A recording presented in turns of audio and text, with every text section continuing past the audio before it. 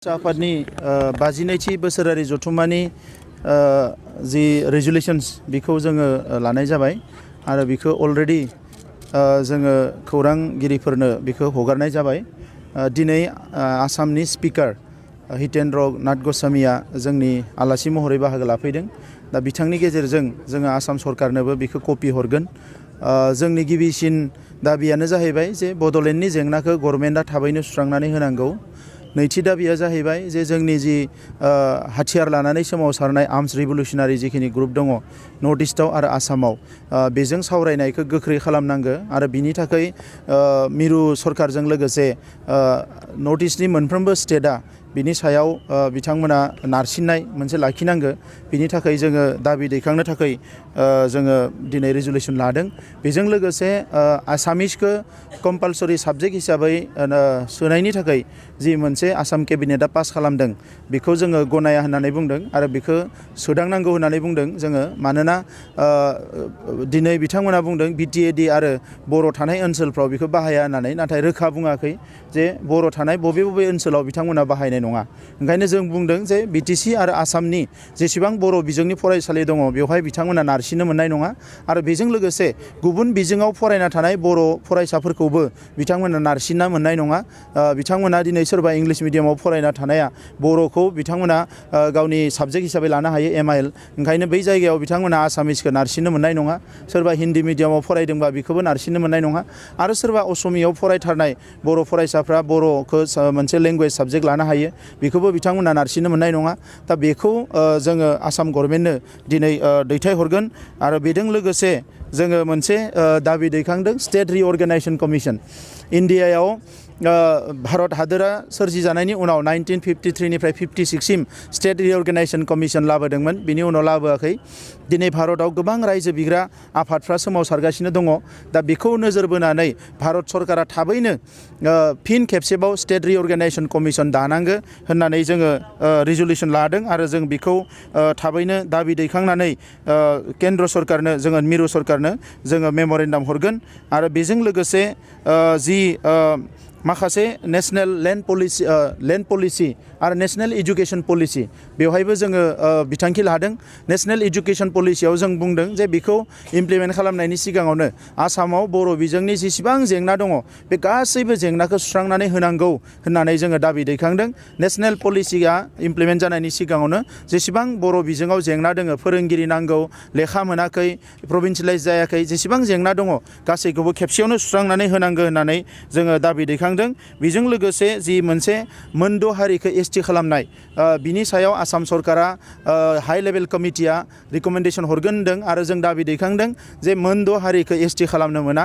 बिनि सोलायै बिथांमोननो जि बेबस्था होयो बेखौ जोङो गनायगोन, नाथाय बिथांमोनखौ मोनद' हारिखौ एसटि खालामनो मोना आरो बेखौ सिसिट'आनि गेजेरजों गोख्रोङै सोमावसारलांबाय थानो थाखाय जोङो बेवहाय थांखि लानाय जादों।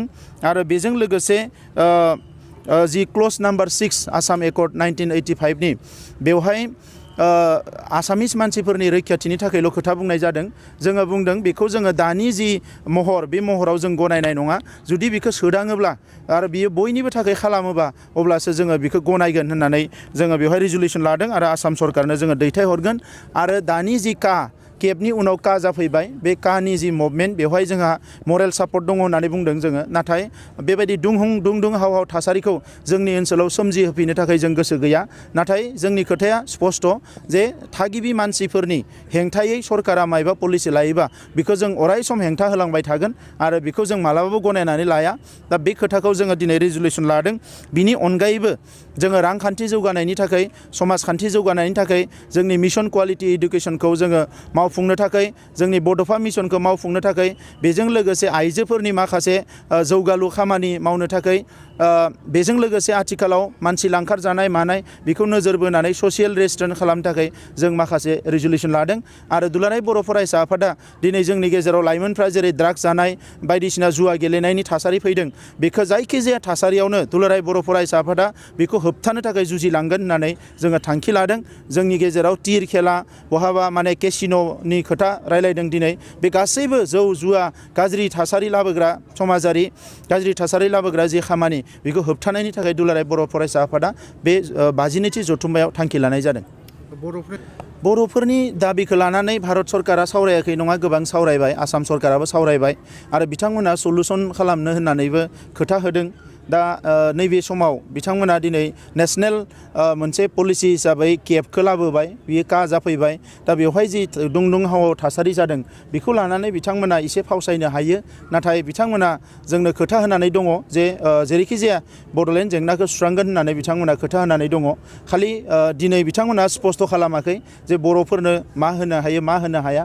बिथांमोना बुंदों जे नोंथांमोनाबो जों बुंदों जे बर'फोरनि राव थुनलाइ हारिमु थामोनथा हा हु राजखान्थि अधिकारा फैगौ 100 बोसोरनि थाखाय रोखा जानाय, जोंनो जुदि बिथांमोना माबा मोनसे मोजां होनो हायोब्ला अब्ला जोङो गनायनो हायो, नङाब्ला ओरैनो थगायनाय हिसाबै बिथांमोना माबा मोनसे होफ्लानानै जोंनि हाथियार सोमावसारग्रा आफादफोरखौ फोजोबनोल' थांखि लादोंब्ला बा जोंनि डेम'क्रेटिक सोमावसारनायखौल' फोजोबनो थांखि लादोंब्ला बेखौ जों मालाबाबो गनायनाय नङा।